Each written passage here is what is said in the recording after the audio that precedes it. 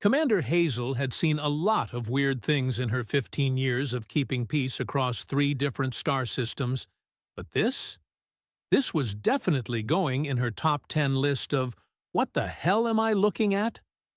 The call had come in at 0800 hours station time. Standard diplomatic incident, or so the report claimed. Wilson, the perpetually sweating station administrator, had practically shrieked into her comm. "We have a situation in the diplomatic quarter. Animal control emergency." Animal control on a space station. Because that was apparently her life now. Hazel had grabbed her sidearm, not because she expected to use it. God knew the paperwork for discharging a weapon in the diplomatic sector would keep her busy until the heat death of the universe, but because protocol was protocol. And protocol was the only thing standing between civilized discourse and complete galactic chaos, at least according to the manual she'd helped write. The diplomatic quarter of Nexus Prime was humanity's crown jewel, a gleaming testament to mankind's ability to play nice with the neighbors, even if those neighbors had tentacles, breathed methane, or considered screaming a form of polite conversation. The quarter boasted meeting halls that could accommodate beings ranging from the microscopic Zilnathi to the towering Gorvak delegates, all climate-controlled and culturally neutral. It was, in Wilson's words, a monument to interspecies cooperation. Hazel preferred to think of it as the most expensive daycare center in known space. She rounded the corner expecting to find some escaped pet, or maybe a malfunctioning service bot. What she found instead made her stop dead in her tracks and seriously consider whether someone had spiked the morning coffee with hallucinogens. 3 Kethraki cubs, and yes, she knew they were cubs because they were only about waist-high instead of the usual small building size of adult Kethraki, were walking in a perfect single file behind Ambassador Lena. Not stalking, not hunting, not doing any of the terrifying things Kethraki were famous for throughout the galaxy. They were following her like baby ducks following their mother. Lena, for her part, was walking through the diplomatic quarter as if having 3 apex predator juveniles trailing behind her was the most normal thing in the universe. She paused at a viewing port, admiring the star field beyond, and the cubs paused too. She turned left toward the conference rooms, and they turned left. She stopped to adjust her jacket, and they stopped to— Actually, Hazel wasn't sure what they did, but they definitely stopped. "Oh, good, you're here." Wilson appeared at her elbow, his usual nervous energy cranked up to about 11. "Please tell me you can explain this." "I can tell you that," Hazel said, not taking her eyes off the bizarre parade. "But I'd be lying." The first thing anyone learned about the Kethraki was that they didn't follow anyone. They were apex predators from a Deathworld where everything evolved to kill everything else, and they'd somehow managed to build a star-faring civilization while maintaining their reputation as the galaxy's most efficient warriors. Kethraki didn't have pets. They didn't form pack bonds with other species. They barely tolerated other Kethraki. And yet, here were 3 of their cubs, trotting along behind a human diplomat like she was the most interesting thing they'd ever encountered. "The other delegates are getting concerned," Wilson continued, wringing his hands. "Ambassador Korath from the Veltaran delegation has already filed a formal complaint. She's demanding to know what kind of human manipulation techniques we're using." Manipulation techniques? Hazel finally tore her gaze away from the procession to look at Wilson. What exactly does she think we're doing? Hypnotizing them with our irresistible human charm? "I don't think Korath believes in human charm." Smart woman. A commotion near the main conference hall drew their attention. Ambassador Theknor, all 8 feet of scaled, muscled intimidation, was standing in the doorway looking like someone had just told him his favorite weapon had been recalled for safety violations. Other delegates clustered nearby, keeping what they probably thought was a safe distance, which, considering Thecnor could probably bench press a shuttle, wasn't nearly far enough. "Those are his cubs," Wilson whispered, as if the alien ambassador might hear them from 50 meters away. Which, knowing Kethraki hearing, he probably could. "I figured." Hazel started walking toward the group, and Wilson scrambled to keep up. The family resemblance is subtle, but unmistakable. Thecnor's voice carried across the quarter, a low rumble that made the deck plates vibrate. "This is unprecedented." Ambassador Korath, a willowy Velteran with the kind of elegant features that made humans feel like they'd been assembled by a committee, stepped closer to Thecnor. "Unprecedented? This is clearly some form of human interference. Their species has a documented history of manipulating lesser beings for their own purposes." "Lesser beings?" Hazel muttered. "Oh, this is going to go well." Rixtal, the Zephyrian ambassador whose species communicated primarily through color changes in their crystalline skin, was currently cycling through what Hazel recognized as deep concern purple. Perhaps we should separate the human diplomat from the young ones. For their own safety? That got Thecnor's attention. His massive head swiveled toward Rixtal with the kind of slow, deliberate movement that usually preceded someone getting their head bitten off.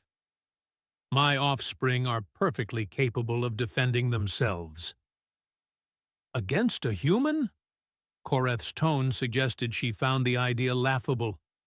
Hazel decided this was a good time to make her presence known before someone said something that would require her to fill out incident reports for the next month.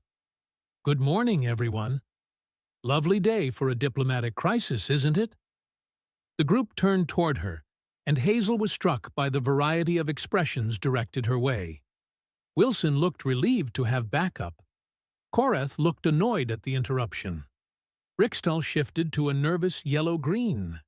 And Thecnor. Thecnor looked confused, which was somehow more unsettling than if he'd looked angry. "Commander Hazel," Lena's voice came from behind her, calm and pleasant, as if she wasn't being trailed by 3 juvenile killing machines. "How nice to see you this morning." Hazel turned to find Lena approaching with her unusual entourage. The cubs moved with the fluid grace of their species, but there was something different about their posture. Less predatory stalking, more curious observation. Their large golden eyes that in adults could paralyze prey with terror, seemed almost playful. "Ambassador Lena." Hazel kept her voice neutral, professional. "Mind if I ask why you've acquired a fan club?" Lena glanced back at the cubs with a smile that seemed genuinely fond. "Oh, they're not fans. They're just interested." "Interested in what, exactly?" Before Lena could answer, Thecnor stepped forward. The movement caused several delegates to instinctively step back, but Hazel held her ground. Professional habit. "My offspring have never behaved in this manner," Thecnor said, his voice carrying notes of both confusion and something that might have been embarrassment. "They were secured in the family quarters. They should not have been able to leave without authorization." "Secured?" Hazel raised an eyebrow. "Are we talking about containment? Or just normal parental supervision?" Wilson made a small, choking sound. Hazel ignored him. "The young of our species require supervision," Thecnor said carefully. "They are not yet fully socialized. Their instincts are still developing." Translation: they were still more murder machine than rational being. Hazel had read the files on Kethraki development. Their cubs didn't reach full emotional maturity until they were nearly adult-sized, which meant they spent most of their youth as highly intelligent, extremely dangerous predators with limited impulse control. And yet, these three were following Lena around like devoted puppies. Perhaps, Koreth interjected, the question we should be asking is what the human has done to elicit this unusual response. There it was, the accusation Hazel had been waiting for. She could see it in the other delegates' postures, the way they looked at Lena. Suspicion. Fear. The assumption that if something unprecedented was happening, humans must be to blame. To be fair, they weren't entirely wrong about that pattern. "I haven't done anything," Lena said, but her tone had lost some of its warmth. "They started following me when I went for my morning walk. I tried to redirect them back to their quarters, but they seemed determined." "Determined to do what?" Hazel asked. Lena was quiet for a moment, considering. "To stay close." One of the cubs, the smallest of the three, made a soft sound, almost like a purr. It was directed at Lena, and the other two cubs immediately focused on their sibling with the kind of attention that suggested pack communication. Hazel felt the pieces of a puzzle clicking together in her mind, but the picture they were forming didn't make sense. "Wilson, I need to see the security footage from this morning." "All of it." "The footage?" Wilson looked confused. "But all of it," Hazel repeated. "And I want to know exactly when these cubs left their quarters and what happened right before they started following Lena." "Is that really necessary?" Koreth stepped forward, her elegant features arranged in disapproval. "Surely the solution is simple. Remove the human from the situation, contain the juveniles, and proceed with our scheduled negotiations." "Remove the human?" Theknor's voice dropped to a rumble that made the air vibrate. "You believe my offspring pose a danger to your diplomat?" Oh, hell. Hazel could see exactly where this was going. Koreth had just implied that Kethraki cubs were dangerous, which was technically true, but also incredibly insulting when said to their father. And Theknor had taken it as a challenge to his parenting and his species' honor. "I believe," Koreth said, apparently oblivious to the minefield she was dancing through, "that this entire situation is suspicious and potentially dangerous." The middle cub made a sound that was definitely not a purr. It was lower, more threatening, and directed entirely at Koreth. The other two cubs shifted position, forming a protective triangle around Lena, who, Hazel noticed, didn't look surprised by this development at all. "Interesting," Hazel murmured. "What's interesting?" Wilson hissed in her ear. "They're not following her," Hazel said, watching as Lena placed a gentle hand on the nearest cub's shoulder. The creature immediately relaxed, its aggressive posture melting back into curious attention. "They're protecting her." That changed everything. 20 minutes later, Hazel was sitting in her office with Lena, watching security footage on her main display while trying to ignore the fact that 3 Kethraki cubs were currently arranged in a defensive perimeter around Lena's chair. Every time someone walked past the office door, their heads would turn in perfect synchronization, tracking the movement until the potential threat passed. It was like having the galaxy's most adorable early warning system. If you could ignore the fact that each adorable unit weighed about 60 kilograms and came equipped with retractable claws that could shred steel plating. "So," Hazel said, pausing the footage at the moment when Lena first appeared in the corridor outside the Kethraki quarters, "want to tell me why you were taking your morning constitutional past the high-security diplomatic suites?" Lena shifted in her chair, and all 3 cubs immediately focused on her with laser-like attention. "I couldn't sleep. I sometimes walk when I'm thinking." "Thinking about what?" "The negotiations. Today's agenda includes the Kethraki territorial disputes with the Veltaran expansion colonies. It's complicated. Hazel rewound the footage and played it again. At 06:45 hours, Lena appeared in the corridor, walking slowly, clearly lost in thought. At 06:48, the first cub appeared at the edge of the frame, having somehow gotten out of quarters that should have been secured. Instead of the predatory stalk Hazel expected, the cub simply followed. No aggression, no hunting behavior, just curiosity. The doors to their quarters were locked, Hazel observed. Electronic locks, biometric security, the works. How exactly does a Kethraki juvenile bypass that kind of system? They're very intelligent, Lena said quietly. Intelligent enough to slice through station security protocols? Lena was quiet for a moment. You'd be surprised what they can do when they're motivated. The second cub had appeared at 0651, emerging from what appeared to be a maintenance shaft. Because of course it did. The third followed 2 minutes later, completing their little parade just as Lena reached the main diplomatic corridor. Motivated by what? Hazel asked, though she was beginning to suspect she knew the answer. Instead of responding directly, Lena looked down at the smallest cub, who was currently sitting at her feet like the galaxy's most dangerous pet. They're not like the other species think they are, she said softly. The Kethraki, I mean. Everyone sees the weapons, the warrior culture, the Deathworld origins. They assume that's all there is. And it's not? Would you judge humanity based solely on our capacity for violence? Hazel considered this. Humans had a reputation across the galaxy for being sneaky, unpredictable, and far more dangerous than their physical capabilities suggested.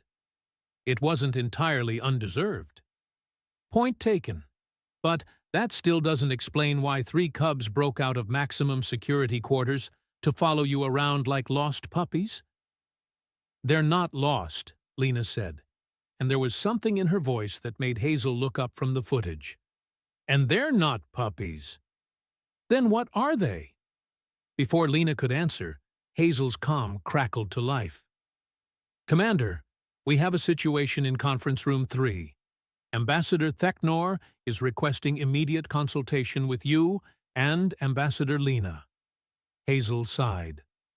What kind of situation, Blake? The kind where other delegates are threatening to walk out of negotiations if the security breach isn't resolved immediately. The Cubs?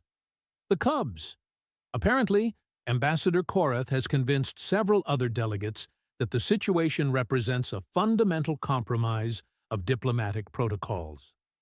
Hazel looked at Lena, who had gone very still in her chair. The Cubs picked up on her tension immediately, their relaxed postures shifting to something more alert. We'll be right there, Hazel said into the comm. She turned back to Lena. Any chance you can convince your fan club to wait in my office while we handle this? Lena shook her head. I don't think they'll agree to that. Can't you just order them to stay? It doesn't work that way. Lena stood, and the Cubs rose with her in perfect synchronization. They don't follow orders. They make choices. Conference Room 3 was in chaos when they arrived. Not the screaming, running kind of chaos. This was diplomatic chaos, which was somehow worse. Voices were raised in 6 different languages. Translators were overheating, trying to keep up with overlapping conversations, and the air recycling system was working overtime to manage the various atmospheric requirements of increasingly agitated delegates. Ambassador Theknor stood at the far end of the conference table, his massive frame tense with what Hazel recognized as carefully controlled anger. Korath was gesticulating wildly, while speaking rapid Veltaran into her translator. Rixtal had shifted to a deep red that meant either extreme anger or about to molt. Hazel could never remember which. The moment Lena entered the room with her entourage, conversation stopped. Every delegate turned to stare at the unprecedented sight of three Kethraki cubs arranging themselves protectively around a human diplomat. "Ah," said Wilson, appearing at Hazel's shoulder with his usual impeccable timing for making situations worse. "Good. Everyone's here. Perhaps we can resolve this unusual situation." "There's nothing to resolve," Thecnor rumbled, his attention fixed on his offspring. "My cubs have committed no crime. They have harmed no one." "The crime," Koreth announced, her translator rendering her voice with crisp precision, "is the violation of security protocols. These juveniles were supposed to be contained. Their presence in the diplomatic quarter without supervision represents a serious breach." "They are supervised," Thecnor replied, and his tone carried the kind of warning that made smart people start backing toward exits. "They are with their chosen guardian." The silence that followed this statement was deafening. "Chosen guardian?" Hazel stepped forward, her commander instincts kicking in before the situation could deteriorate further. "What exactly does that mean?" Thecnor's golden eyes fixed on her, and Hazel had to resist the urge to check if her sidearm was still holstered. Not because she thought she'd need it, but because looking at an adult Kethraki was like staring at a perfectly designed killing machine that happened to be capable of philosophical discussion. "It means," Thecnor said slowly, "that my offspring have chosen to place themselves under the protection and guidance of Ambassador Lena." "Protection?" Koreth's voice rose several octaves. "A human protecting Kethraki juveniles? That's absurd. Humans are prey animals. They're physically weak, emotionally unstable, and completely unsuited for." The middle cub made a sound that cut through Koreth's tirade like a vibroblade through tissue paper. It wasn't quite a growl, but it carried enough menace to make every non-Kethraki in the room take an involuntary step backward. Except for Lena, who simply placed her hand on the cub's shoulder and said quietly, "Easy." The cub immediately settled, though its attention remained fixed on Koreth, with the kind of focus that suggested it was calculating the exact trajectory needed to remove the Veltaran's head from her shoulders. "As I was saying," Thecnor continued, as if the interruption hadn't occurred, "my offspring have made their choice. In Kethraki culture, such choices are considered sacred. They cannot be overruled by outside authorities." "Sacred?" Wilson looked like he was developing a migraine. "Are we talking about a religious situation here? Because if this is some kind of Kethraki ritual, I need to file completely different paperwork." "Not religious," Thecnor said. "Cultural, evolutionary. My species does not form bonds lightly, but when we do, they are absolute." Hazel felt another piece of the puzzle click into place. "They've bonded with her." "Impossible," Koreth snapped. "Kethraki don't bond with other species. They're apex predators. They don't form pack relationships outside their own kind." "Normally, that's correct," Thecnor admitted, and his tone carried what might have been embarrassment. "This situation is unprecedented." "Unprecedented seems to be the word of the day," Hazel muttered. She looked at Lena, who had been remarkably quiet throughout the exchange. "Care to share what makes you so special?" Lena met her gaze, and Hazel saw something in the human diplomat's eyes that she hadn't expected. Not pride or satisfaction at having achieved something remarkable. Not fear of the political implications. Sadness. Deep, profound sadness, mixed with something that might have been guilt. "It's not what makes me special," Lena said quietly. "It's what I did." "Which was?" Lena looked down at the cubs, who were watching her with those impossibly expressive golden eyes. "I saved their mother." The room went dead silent.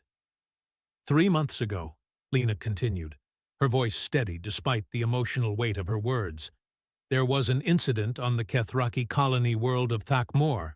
A tectonic event triggered massive landslides in the primary settlement. The evacuation was chaotic.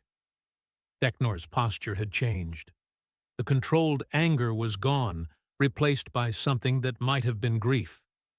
Ambassador Lena was part of the humanitarian relief effort, he said, his deep voice unusually quiet.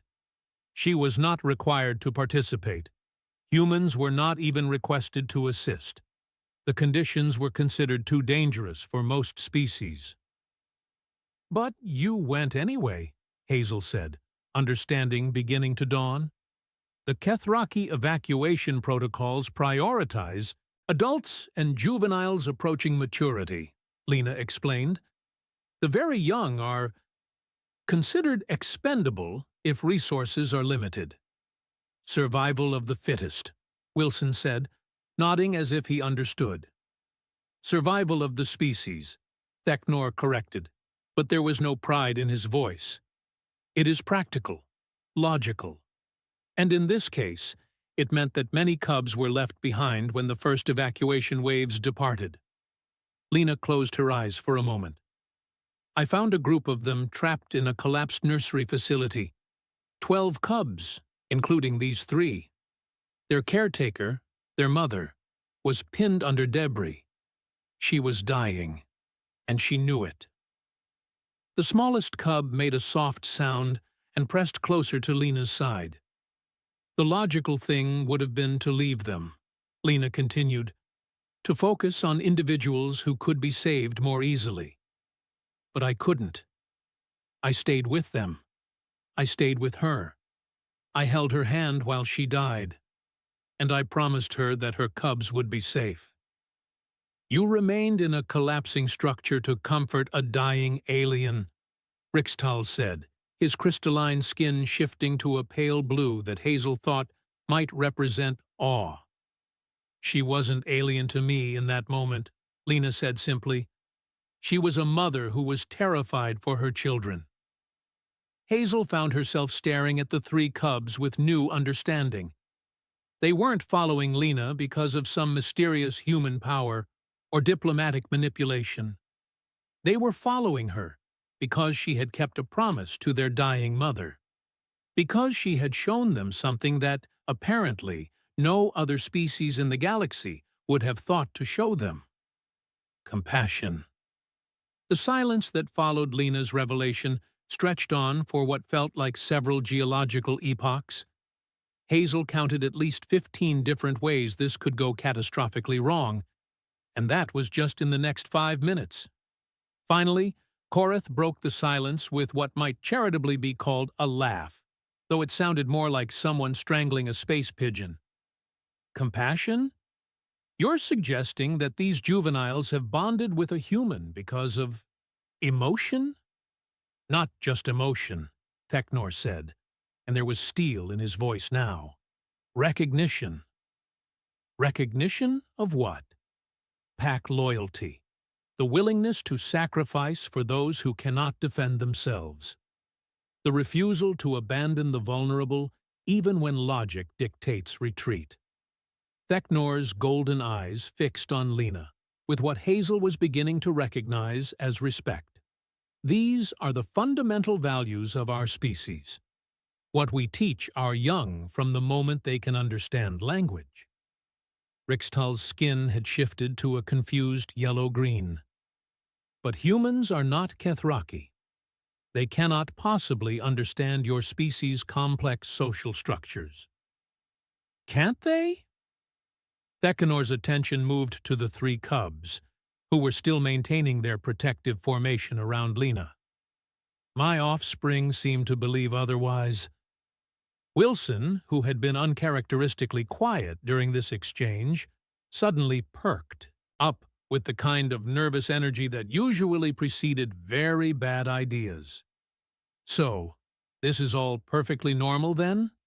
Just a case of interspecies appreciation?" We can get back to the scheduled negotiations. Hazel shot him a look that could have powered a small station. Wilson, I don't think anything about this situation qualifies as normal. Indeed, Korath interjected, her elegant features arranged in an expression of complete disdain. This entire incident demonstrates exactly why humans should not be permitted full membership in the Galactic Council. They're emotionally unstable, unpredictably altruistic, and clearly capable of manipulating other species through psychological means. The largest of the cubs took a step toward Korath, and even though it was still technically a juvenile, the movement carried enough predatory intent to make everyone in the room reassess their life choices. The cub's golden eyes were fixed on the Velteran with the kind of attention usually reserved for things that were about to become lunch. "That's enough," Lena said quietly, but her voice carried a note of authority that made the cub immediately halt its advance. Not retreat. Kethraki didn't retreat, but simply stop moving forward. The fact that a human could issue what amounted to a command to a Kethraki and be obeyed was not lost on anyone in the room. "Manipulation," Korath repeated, pointing at Lena as if she'd just proved her point. "No other species has that kind of influence over Kethraki behavior." "You're right," Hazel said, finally understanding the full scope of what they were dealing with. "No other species does." She walked over to the main display panel and activated the room's holographic projector. "Blake, I need you to pull up the xenobiological profiles for every species currently represented in this station." "Commander?" Blake's voice crackled through the comm. "All of them?" "All of them. Focus on social structures, pack behaviors, and bonding mechanisms." While Blake worked, Hazel turned back to the assembled delegates. "Has anyone here ever wondered why humans are the only species that keeps pets?" The question seemed to come out of nowhere, and judging by the looks she was getting, everyone thought she'd finally snapped under the pressure. "I fail to see the relevance," Korath said stiffly. "Bear with me. It's relevant." The holographic display flickered to life, showing detailed profiles of each species present. "Blake, highlight the social bonding characteristics for each species." Data began scrolling past the display. Veltaran social bonds were based on hierarchical relationships and mutual benefit calculations. Zephyrian bonds formed around collective consciousness nodes and shared mental harmonics. Gorvak bonding was primarily territorial and resource-based. And then there were the Kethraki, pack-based social structures, loyalty bonds that transcended logic or personal benefit, strong protective instincts toward the juveniles, with bonding often occurring through shared adversity and demonstrated sacrifice. "Now show human bonding patterns," Hazel said. The display shifted, and suddenly everything became clear.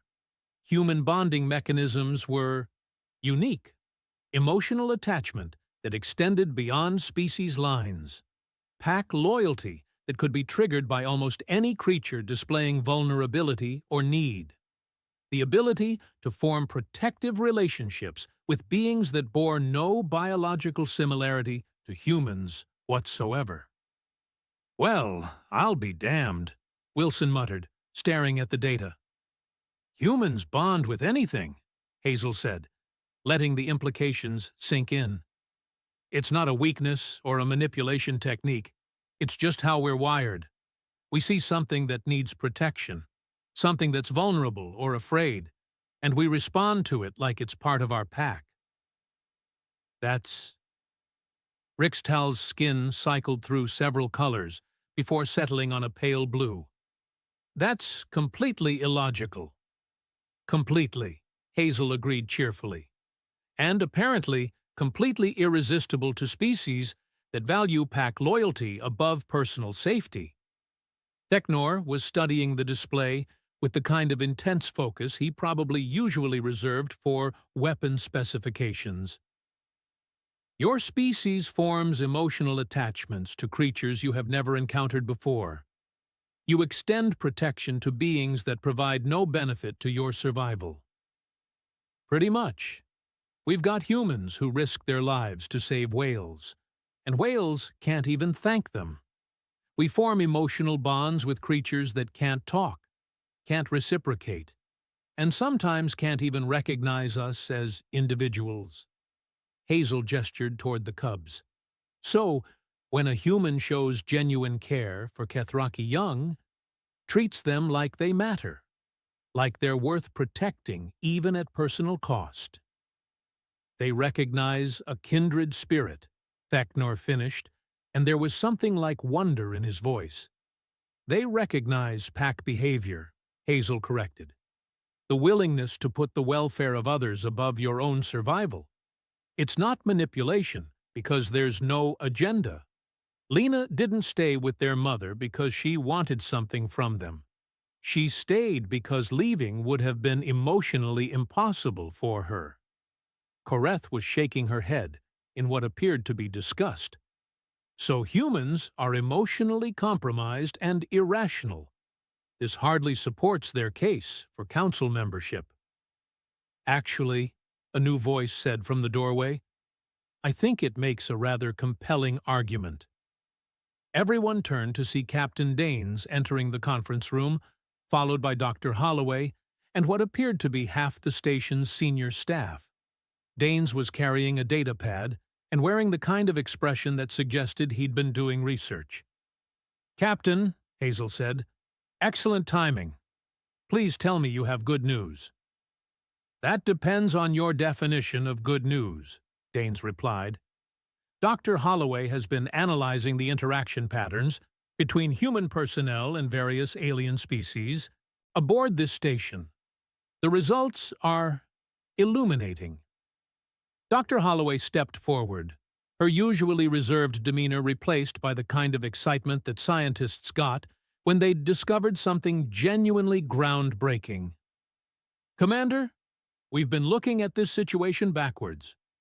We assumed this was an anomaly, something unusual about Ambassador Lena or these particular cubs. And it's not? It's not.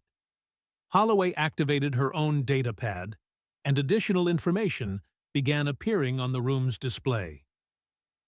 Over the past 6 months, we've documented 18 separate incidents of human personnel forming positive relationships with alien species in ways that other species cannot replicate.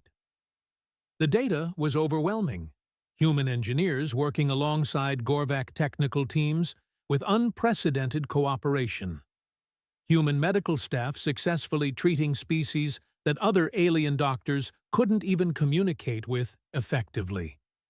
Human security personnel de-escalating conflicts between species that had been at war for generations. In every case, Holloway continued, the human involved displayed what other species considered to be irrational empathy or emotional attachment. And in every case, the result was a level of cooperation that exceeded what should have been possible based on standard diplomatic protocols. Wilson was staring at the data with something approaching panic. Are you saying that humans are, what, some kind of universal diplomats? I'm saying, Holloway replied, that humans possess a unique neurological capacity for cross-species empathy that no other known species demonstrates. It's not that we're better negotiators or more skilled diplomats. It's that we can form genuine emotional connections with beings that other species can only relate to intellectually. Koreth made a sound of frustrated disbelief. This is absurd. Emotion is not a foundation for interspecies relations. Logic, mutual benefit, strategic advantage, these are the principles that govern civilized interaction. And how's that working out? Hazel asked mildly. What do you mean? The Veltaran-Kethraki territorial dispute, the one we're here to negotiate. How long has that been going on? Koreth's silence was answer enough. 18 cycles. Thecnor said quietly. 18 cycles of logical negotiation, mutual benefit analysis, and strategic positioning. And we are no closer to resolution than when we began. The smallest cub chose that moment to make a soft purring sound and lean against Lena's leg.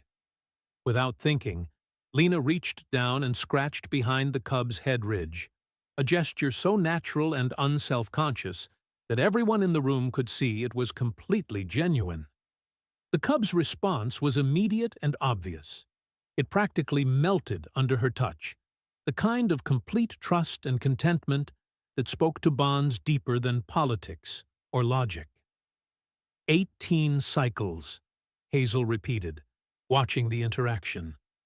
And in less than 3 hours, these cubs have demonstrated more trust in a human than either of your species has shown toward each other in nearly 2 decades. That's different, Koreth protested, but her voice lacked conviction. Is it? Or is it the same thing on a smaller scale? Hazel looked around the room, meeting the eyes of each delegate in turn. What if the reason your logical negotiations keep failing is because logic isn't enough? What if what you actually need is what humans naturally provide? The ability to see other beings as individuals worth caring about, rather than just strategic assets or obstacles. The room fell silent again, but this time it was the silence of consideration rather than shock. Finally, Thecnor spoke. You are suggesting that humanity's emotional instability is actually a diplomatic advantage. I'm suggesting that maybe it's not instability at all. Maybe it's just a different way of processing relationships. One that happens to work really well when you need to build trust between species that have fundamentally different worldviews. And you believe this emotional approach could succeed where traditional diplomacy has failed? Rixtal's skin was cycling through colors so rapidly it was making Hazel dizzy. I believe, Hazel said, glancing at Lena and the 3 cubs who had somehow started this whole revelation, that we're about to find out. What happened next would later be described in diplomatic circles as either the most brilliant negotiation in galactic history or the most spectacular breakdown of protocol ever recorded. Hazel preferred to think of it as controlled chaos with a happy ending. It started when Koreth made what she clearly thought was a reasonable suggestion. Very well, the Veltaran ambassador said, her tone suggesting she was humoring children. If humans believe their emotional approach is superior, let them prove it.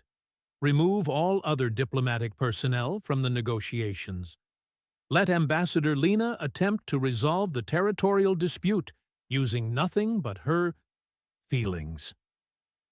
The silence that followed this challenge was pregnant with possibility and disaster in roughly equal measure. You want Lena to negotiate the entire territorial dispute herself? Wilson looked like he was calculating how much paperwork would be involved if the negotiations collapsed completely. That's highly irregular. It's also brilliant, Hazel said, ignoring Wilson's strangled protest. She could see the trap Koreth was setting. Put the human diplomat in an impossible position, let her fail spectacularly, and use that failure to discredit humanity's bid for full council membership. But Hazel could also see something Koreth couldn't. The way Thecnor was looking at his cubs, and the way they were responding to Lena. You're willing to stake your diplomatic career on a theory? Danes asked quietly. I'm willing to stake it on what I've observed, Hazel replied. These cubs didn't choose Lena randomly. They recognized something in her that their own species values, if that recognition is accurate. If it's accurate, she might actually succeed where traditional methods have failed, Dr. Holloway finished. And if it's not, we'll have definitive proof that emotional attachment is insufficient for complex diplomatic resolution. Thecnor was studying Lena with an intensity that made the ambient temperature feel like it had dropped several degrees. "You would be willing to attempt this? To negotiate on behalf of both our species with no support from your traditional diplomatic framework?"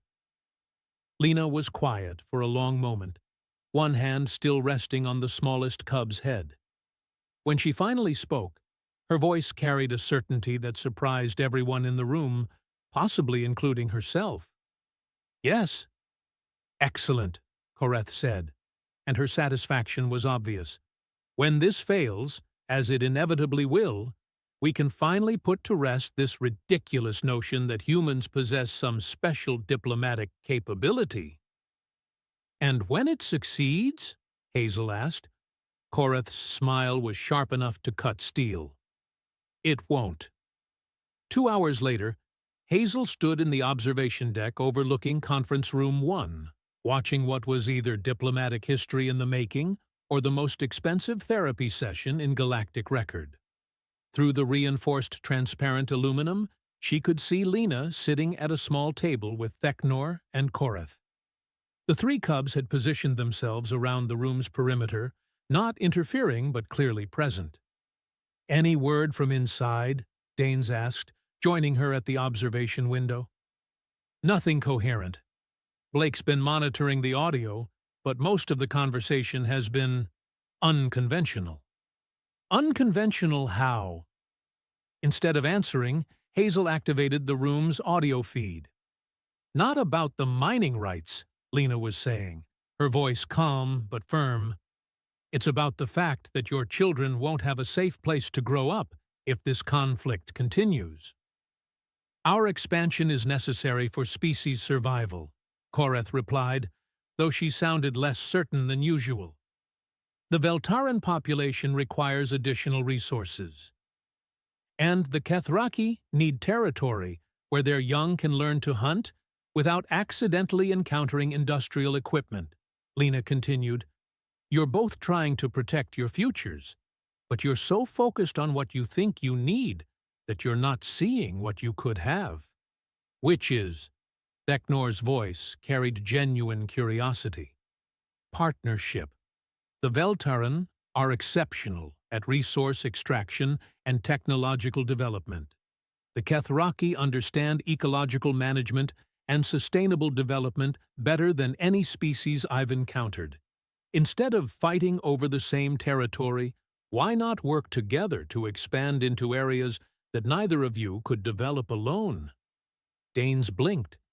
"She's suggesting joint colonization?" "She's suggesting something that should have been obvious to anyone who looked at the situation objectively," Hazel replied. "But objectivity isn't the same thing as wisdom." On the audio feed, Koreth was raising objections about resource allocation and profit sharing. Thecnor was expressing concerns about territorial sovereignty and cultural preservation. They were the same arguments that had been circling for 18 cycles, but something was different now. They weren't talking past each other anymore. They were actually listening. "How is she doing that?" Danes asked. Hazel watched as Lena leaned forward slightly, addressing something Koreth had said about Veltaran population pressures. Instead of dismissing the concern or offering a logical counter-argument, Lena acknowledged the fear behind it. The terror of a species that had survived multiple near-extinction events and couldn't shake the belief that expansion was the only path to security. She's not treating them like political entities, Hazel realized. She's treating them like people, with fears and hopes and things they care about beyond political advantage. The conversation continued for another hour, with Lena somehow managing to guide two of the galaxy's most stubborn species towards something that looked suspiciously like compromise. Not the kind of grudging, temporary agreement that most diplomatic negotiations produced, but actual collaboration. When the three finally emerged from the conference room, Koreth looked dazed, Thecnor looked thoughtful, and Lena looked exhausted but pleased. So? Wilson practically bounced with nervous energy. How did it go? We have reached an agreement, Theknor announced, his voice carrying notes of surprise and satisfaction. Joint development of the disputed sectors, with Veltaran technological expertise and Kethraki ecological management. Revenue sharing based on contribution rather than territorial control. Wilson's jaw dropped. You solved an 18-cycle territorial dispute in 2 hours? Ambassador Lena solved it, Koreth corrected, and there was something in her voice that might have been respect. She helped us understand that we were asking the wrong questions. Wrong questions? We were asking who deserved the territory, Theknor explained. She asked us what we actually needed the territory for, and whether there might be better ways to achieve those goals. And it turns out, Koreth added, that what we needed was not actually in conflict. We had simply been too focused on traditional approaches to see the alternatives. One of the cubs made a pleased purring sound and rubbed against Lena's leg. She smiled down at it, the kind of automatic, genuine affection that couldn't be faked. So, Hazel said, I guess the question now is what this means for humanity's council application. Koreth was quiet for a moment, clearly wrestling with implications that went far beyond territorial disputes. I believe, she said finally, that we may need to reconsider our evaluation criteria. Meaning? Meaning that perhaps logical analysis and strategic thinking, while important, are not sufficient for effective interspecies cooperation. Koreth looked at Lena, then at the cubs, then back at Lena. Perhaps what the galaxy actually needs is species capable of seeing beyond their own perspectives, of caring about outcomes for others, not just themselves. Emotion as a diplomatic tool, Theknor mused. It should not work. By all logical analysis, it should be a weakness. But it does work, Doctor, Holloway said, stepping forward with her datapad. And now we know why. Human emotional intelligence doesn't just help us understand other species. It helps us care about their well-being in ways that pure logic cannot replicate. The cubs knew, Hazel realized, watching as all 3 juveniles arranged themselves around Lena again. They recognized her as someone who would put their welfare above her own convenience. Someone who would stay with their dying mother just because it was the right thing to do. They recognized pack loyalty, Theknor agreed, the willingness to sacrifice for those who cannot defend themselves. It is our highest virtue, and they saw it in her immediately.